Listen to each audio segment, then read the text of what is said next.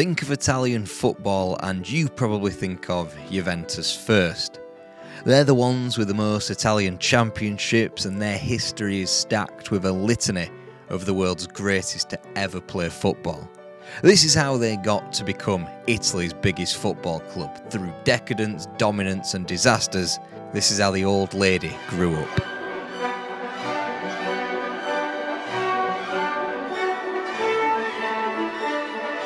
And it was the perfect place to start a football empire. Housing nearly 250,000 people by the mid-19th century, it was already well on its way to becoming a sporting and business capital of Europe.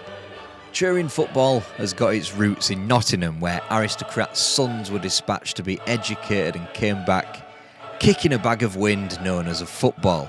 It was them who created Torino Football and Cricket Football Club in the 1880s, which didn't really take off at first.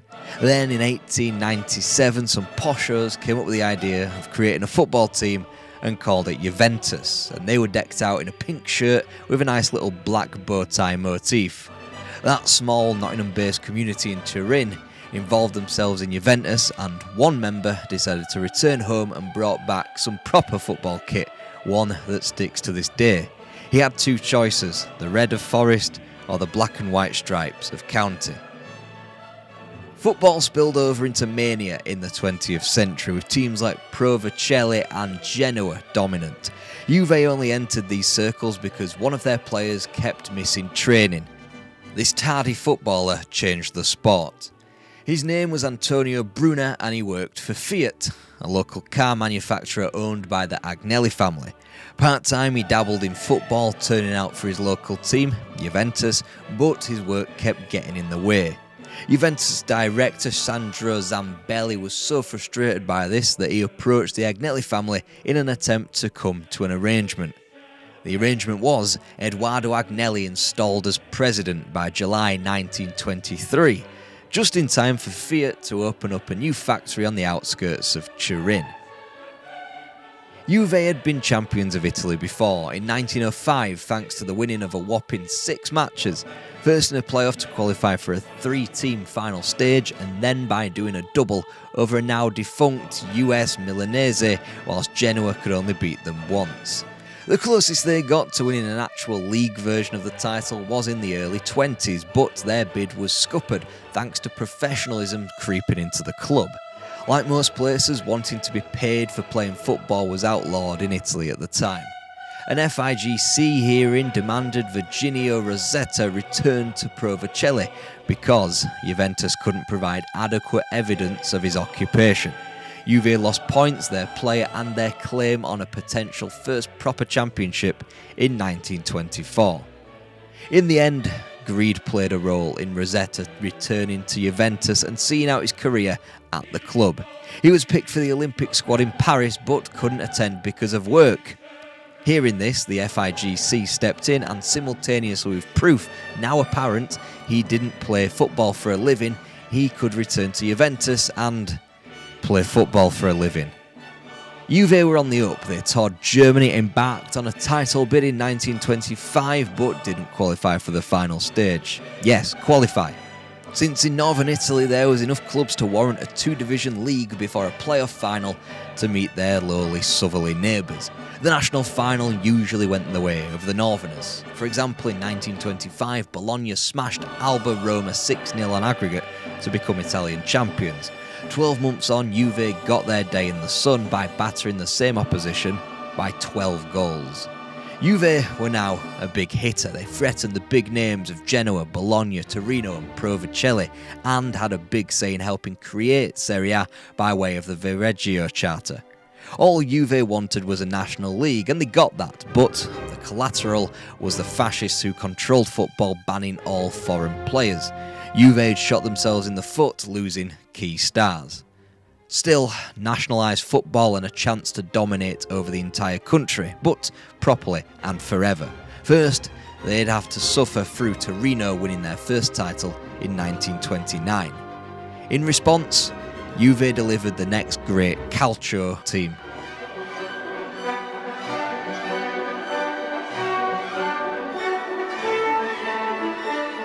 The Agnelli family never wanted Juventus to be a quote-unquote Turin club. They always had grand designs on being bigger, on representing the whole of Italy, and had a deep desire to be a global organisation. Their cars were a huge social status, and now Fiats were mass-produced and Juve were tied up in all of that. Juventus became a social symbol. Despite the rules barring foreign players, Juve lined up with a Scot as manager, William Aitken, but quickly dumped him because he was a bit Tim Nice but dim. A nice guy, but there was not much to him despite a third place in 1930, and he was gone. In his place, Carlo Carcano, who had taken the aggressively amateur Alessandria and did great things with them as a coach. Things as groundbreaking as post-game debriefs and psychological assessments. Alessandria, a team you'd be forgiven for never hearing of because they currently reside in Serie D, finished joint 6th in the first edition of Serie A, only 9 points behind Juventus. Crucially, Carcano brought inside left Giovanni Ferrari with him, who was just as quick as the cars were, and he would be a cornerstone to this Juventus team. Another Giovanni Vicina was signed from Padova and would supplement a free-scoring backline. Also key, foreigners. Raimundo Orsi was an enormous part of Juve's improvement, and he was Argentine. Then you've got Luis Monte, the anchor in defence, who was born in Argentina. Renato Cesarini, the forward, who had been capped by Argentina. But hold on, how are they allowed to play? Isn't Argentina not in Italy? One word, Oriundi. Which is an incredibly concise way of saying we nicked these players from South America and dug up some Italian ancestors so they can play here. Completing the team were Umberto Caligaris and Virginio Rosetta. With defeats such as 5-0 and 4-0 to Roma and Bologna, it could have easily been a subpar season, but this was a Juventus that made their home a fortress. Dropping just 3 points at home, losing just 4 matches, Juve smashed Roma by 4 points to lift the incredibly competitive 1931 Scudetto. It was the beginning of Quinquennio d'Oro, and if you don't know any Italian, then you'll know that this would be a golden period of 5 years, unless I've butchered the pronunciation. A year later, Luigi Bertolini added some energy to the ranks as Juve outlasted Bologna in a 2-horse race thanks to a conclusion that saw them drop just 1 point in 11 matches. With the news that Benito Mussolini had banned imports on cars to Italy, fear only grew stronger, and so, by association, did Juventus. They ran away with the league by 8 points from Inter in 1933, dropping just 1 point at home, and had academy graduate Felice Borrell to thank for all their goals going forward. He netted 30 in his first season and went one better in the 1933-34 campaign as Juve inaugurated their new stadium with a 4th Scudetti in succession. The other side of the summer, Italy was awash with national pride after they hosted and won the second edition of the FIFA World Cup. Juventus, despite creaking legs and dusty knees in their ranks, marched on, winning the last of their 5 consecutive titles on the final day. Ferrari sped through to win their last tie late on in Florence as Inter went down to Lazio. The gap was 2 points, and 3 of Juve's points were taken from their direct rivals. And so concludes Juve's first great team. They would not be so domestically dominant for another 80 years.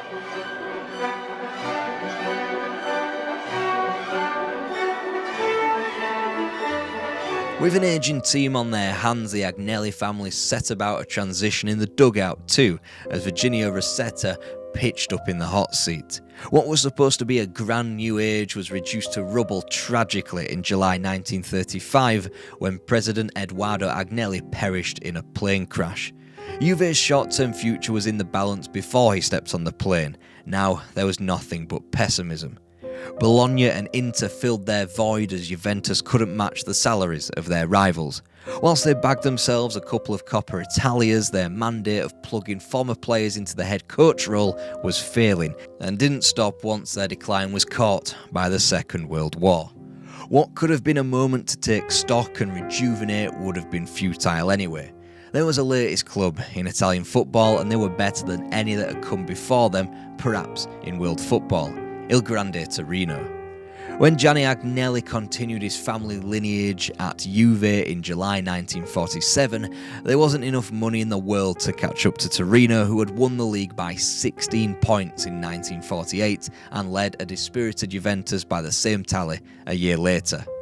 Dispirited, but also mourning. In fact, the whole country was, and the whole footballing world was. The Superga air disaster claimed the lives of Il Grande Torino on May the 4th, 1949.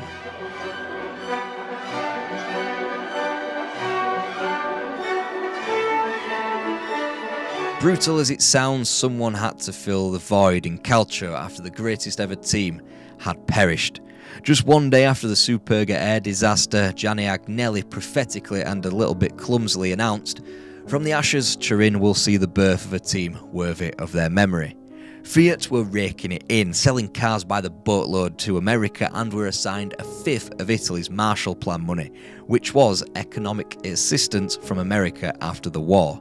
The Agnellis said, "Cheers, President Truman," and decided to dominate Italian football again. Ahead of the 1949-50 season, Juve changed tact and appointed a foreign manager. Jesse Carver had the Agnellis' ears pricked up with his work in the Netherlands and ran Team GB close at the 1948 London Olympics. Thanks to the goals of John Hansen and Giacomo Mari, as well as left winger Karl Lagerprest and a completely new midfield, Juve were revitalised in his first season on the touchline. They ended Torino's 6-year home invincibility, didn't lose until New Year's Day, scored 100 league goals and claimed Serie A by 5 points from Milan. They didn't stand still, appointing another former player in Luigi Bertolini as joint coach. Just ask Roy Evans how well joint coaching works. Of course, in the inevitable power struggle that transpired, Carver would ultimately be the victim. Foreign rules had somewhat relaxed, and after acquiring John Hansen and Karl Lagerprest, they presumably cloned both and smashed them together to create Karl Hansen. But this isn't the story of Juve's three Danes, so this wouldn't be another period of dominance. Juve capitulated to third behind the Milanese clubs as they all scored 100 plus goals and were streets ahead of the chasing pack. The only reason why they didn't win the league was because they claimed just 1 point from an available 8 in their matches against the Milan clubs. It was clear that football had changed in Italy. Before the Superga air disaster, 15 out of 47 titles were won by what we would call the Big Three in Italian football. Since, only 14 out of 82 available titles have been won by teams outside of the Big Three, Juve, Inter and Milan. Jesse Carver's time with Juventus came to a screeching halt during a pre-season tour of Brazil in the summer of 1951. Unwittingly talking to a Gazzetta dello Sport journalist, he badmouthed the Agnelli family to such a degree that he got himself fired when it made front-page news. Juve only got going in the subsequent season when Hungarian coach Giorgi Sorosi was drafted in and the club returned to a one-head coach model. The top three predictably remained the top three, but crucially, Juventus were able to dispatch of the Milanese clubs in the second half of the season. First, Giacomo Mari netted the winner in a 3-2 triumph over Inter, then Juve slapped another 3 past Milan in May. And that would be the long and short of Sorosi's success. They had the title back to Inter the following season. For that, the coach was sacked and a former Erbstein acolyte in Aldo Oliveri was hired. Apparently, he couldn't translate his teachings to success after 2 trophyless campaigns, as an embarrassing 7th place in 1955 cost him his job. Football was subsequently changed, but Turin was changing too. The city's population increased by 300,000 in a decade thanks to migration from the south, largely due to Fiat. By the middle of the 50s, Fiat was supplying nearly 1 million cars to the country and occupied a near 90% market share. And again, it all trickled down to Juve. Everything in Turin was Agnelli owned. The workers drove to work on Agnelli motorways, worked in Agnelli factories, on the break read the Agnelli newspaper before returning home to their Agnelli-built apartment and, on their day off, watched the Agnelli football team. This explosion led to one thing.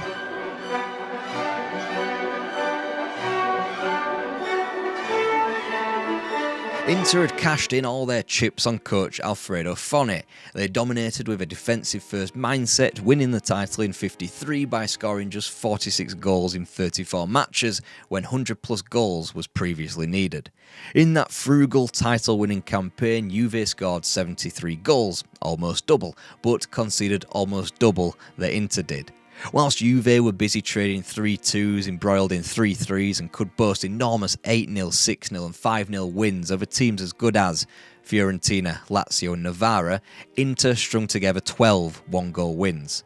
Importantly, they beat Juventus 2-0 in the first game of 1953, so by the time they had to visit Juventus, they had already gotten the Scudetto pinned to their shirt.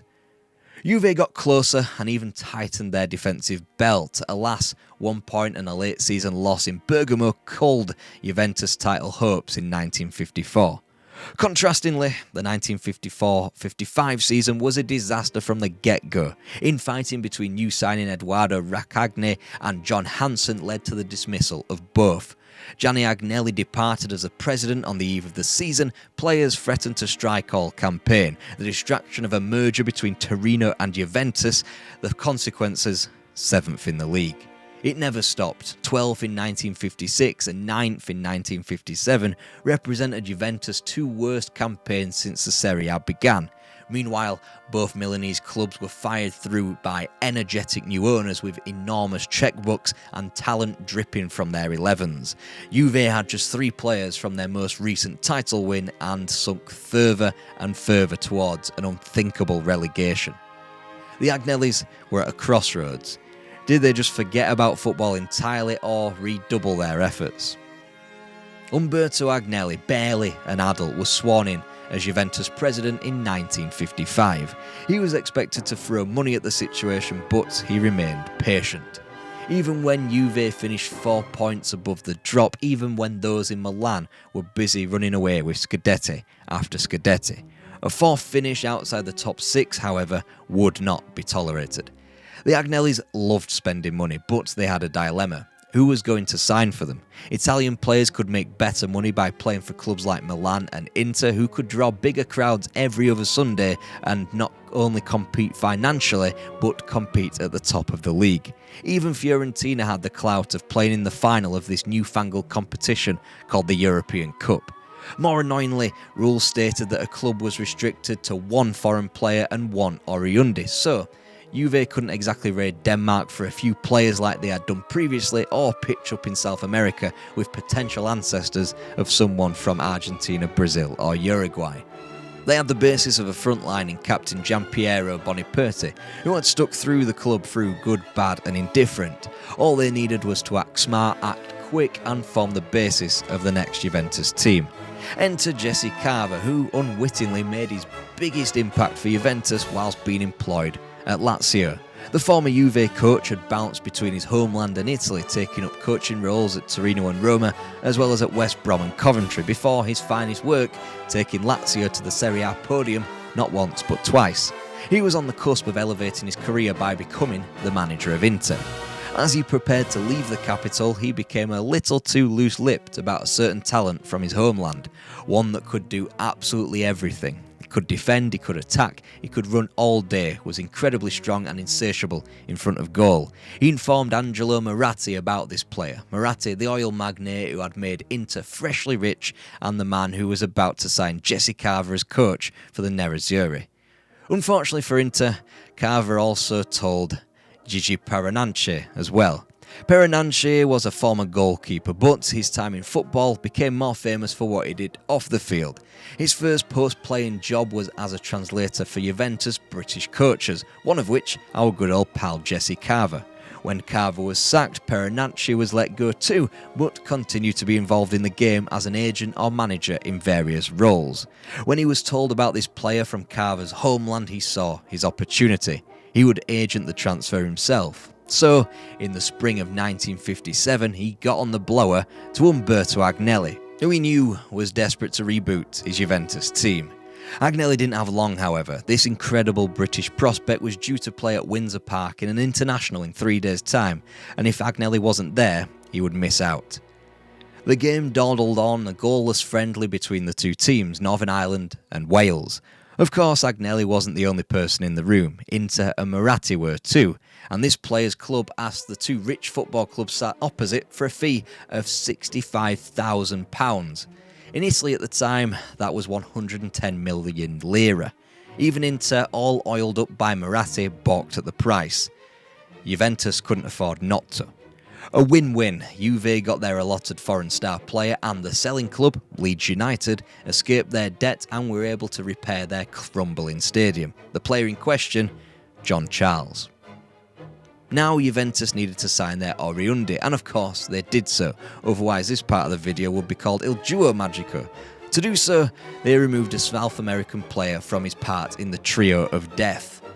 Not a hard-hitting defender or a miserly midfielder, but one of the greatest goal scorers to come out of the continent. Such was the Agnelli reach in the mid-1950s that Juventus received a call from Fiat's South American distributor who lived in Argentina. He told Agnelli of the Argentine front line, called the Trio of Death. Humberto Marchisio was great, Antonio Angelillo even better, but the real star attraction was just 21 years of age with a devastating left foot, and he went by the name of Omar Savori. If he was as good as everyone said he was going to cost the earth, even if River Plate suffered from the same ailment as Leeds United, in that their stadium was falling to bits. The price of Oriundi had soared post-war. When Milan broke the world transfer record for Uruguayan Juan Schiaffino 3 years earlier, he cost 52 million lira, and he was 29. River Plate chucked a pie-in-the-sky number onto Juventus' lap, and Juve knew they had to accept. 160 million lira was the number.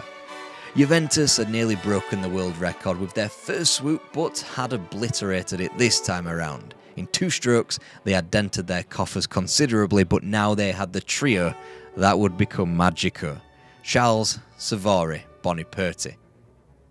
Not that the spending stopped there. 17-year-old Bruno Nicoli was prized from Padova for 70 million lira. Rino Ferraro returned after 2 years away to sit in midfield, whilst the spine of the team was complete by 20-year-old Carlo Matrell, who returned from his loan in Ancona. Juventus went from no-hopers to the best front three in world football, which contained arguably the most complete player in the sport in Charles, the brightest young winger in Italy, a goalkeeper who many declared the best prospect in the country, and a dour number 6 who took no prisoners. Juve were back. Despite this wild summer, Umberto Agnelli coldly confessed that their objective wasn't to win the championship. The downplaying of their chances continued despite a drastic change in coaching when Lubomir Brocic was hired. Brocic had recently worked for PSV Eindhoven and personally wrote to the club to be hired, and so he was, and so Juventus were Juventus again. The front three was perfect, their abilities dovetailed on the pitch, and their mental disposition couldn't have been more different off it. Boniperti was the level-headed one knitting everything together, Charles the gentle giant, Savori the one starting arguments with his own reflection. They didn't exactly burst into life in the 1957-58 season, but they didn't need to, as they learned of each other on the job. This was far easier since the team were winning, not convincingly, but they were winning. 6 one-goal victories opened up the campaign, and all but 2 of 11 goals were scored by the magical triumvirate. Then came the true test, when both sides of Milan appeared in front of them on the fixture list. Omar Savori broke the deadlock in the San Siro against the Rossoneri, before John Charles added a double 7 days later at home to Inter. A win and a draw from their 2 biggest fixtures, and Juve was certainly confirmed as contenders. The threat would not come from the city of Milan, however, as both amassed 64 points combined and finished in joint 9th. No, in truth, there was no threat. The recently resurgent Fiorentina and the dark horses of Padova and Napoli completed the top 4. This meant that an inconsistent middle portion of the campaign, consisting of 4 defeats and 5 victories, wasn't exactly terminal to Juventus rampaging towards another Scudetto. 2 points dropped in 11 matches between January and April confirmed Juve as champions, won at an 8-point canter from La Viola. Between them, Savori and Charles scored 60 goals, and Juventus had their star for 10 title wins. Perhaps it was the swell of Milan returning to the top of the game, or Juventus' distraction with the European Cup, or maybe even the temporary disbanding of a defensive Italian game, but Juventus flopped back to 4th in 1959.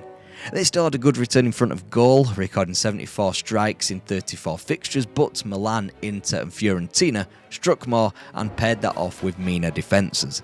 Giles and Savary were joined in the goal-scoring ranks by Bruno Nicolai, and he added 13 to Savary and Charles' combined 33, but it was nowhere near enough. And when I said Juventus were distracted by the European Cup, don't think that they were riding to the heights of Fiorentina and Milan, who eloped to finals against Real Madrid. Being arguably stronger than those that came before them, Juventus ought to have staked a bigger claim into becoming Real's successor on the continent. They certainly put up a fight against Austrian outfit Wiener SK, thrashing them with an Omar Savary hat-trick in the preliminary round's first leg.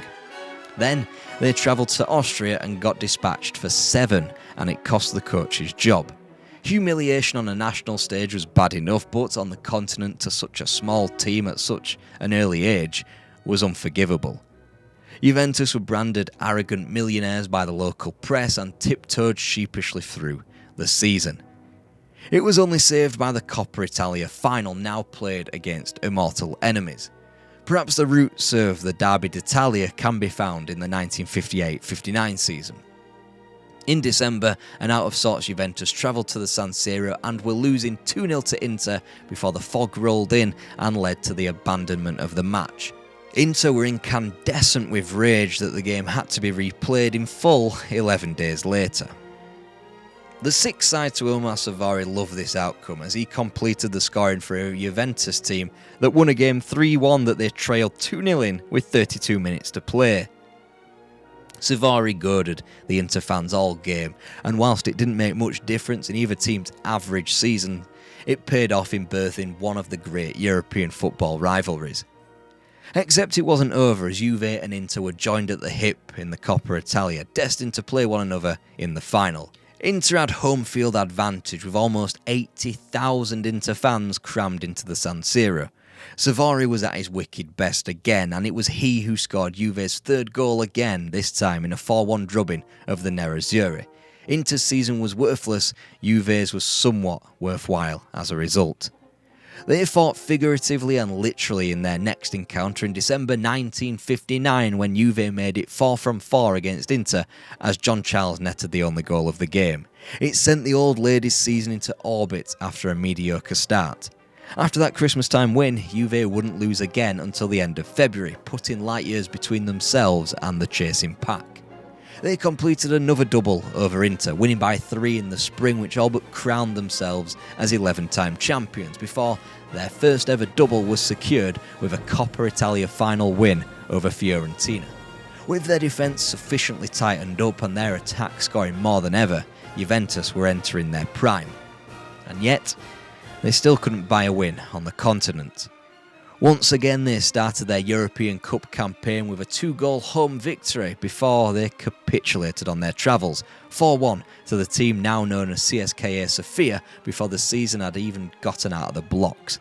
The league was won, sure, but a lot less convincingly ahead of the two Milan teams. Some would say it wasn't won fairly. First, on April the 9th, Juventus rubber-stamped their credentials with a controversial 1-0 away win to Vicenza as Inter struggled in the winter. The following weekend, Juve were to entertain Inter. Inter was still smarting by the decision to blow for full time as Vicenza scored from a corner against Juventus. Presumably riled up by the nonsensical decision the week before, all hell broke loose. With an overfilled stadium, hordes of supporters kept spilling in and out of the pitch, leading to several restarts of the game.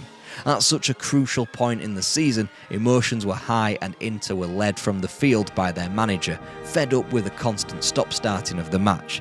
The FIGC had to declare the result an Inter walkover, since Juventus were at fault for the overcrowding. Funnily enough, the FIGC chairman was one Umberto Agnelli, the same guy who was president of Juventus. It'd be like Todd Bowley being in charge of the fucking Premier League. Just imagine that world. So after disputes and counterclaims with the season bubbling away in the background and both Inter and Juventus going into the final weeks of the season level, there was still no definitive decision. A game that apparently had its conclusion ruled off the pitch on April the 18th was to be replayed in full on January the 10th, 6 days after the season had ended. First, Juve had the banana skin against relegation-threatened Bari, whilst Inter travelled to Catania.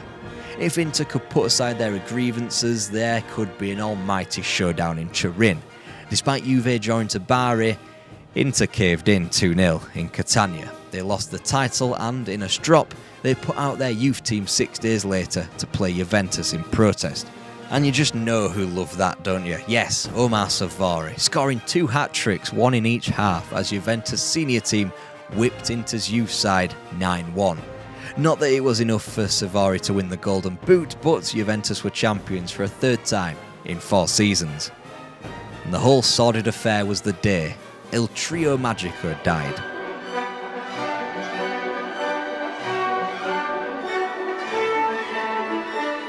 They were dead both officially, since Giampiero Boniperti had played his last Juventus match against Inter that day, and conceptually, since the winds of change in Serie A were blowing yet again.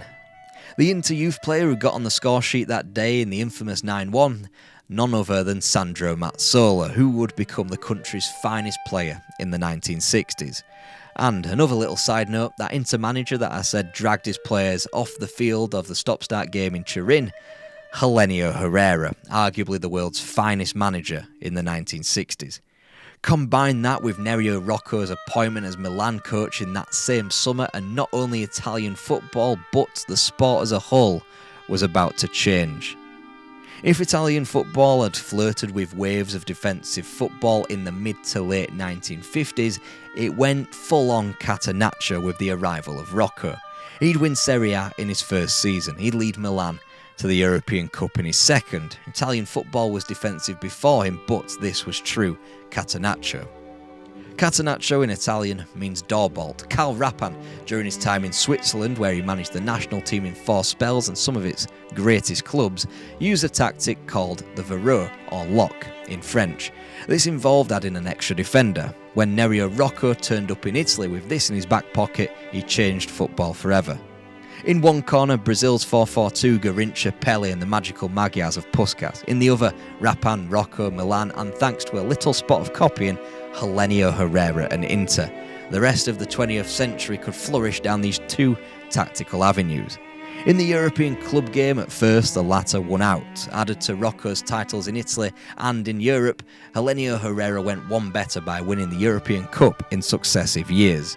Meanwhile, the furthest Juventus got in the European Cup was a quarter-final against Real Madrid in 1962, before several embarrassments in the Cup Winners' Cup and Fairs Cup to teams like Real Zaragoza, Ferencvaros and Dinamo Zagreb, before they returned to the big time by winning Serie A again in 1967, by which time there was no magic left.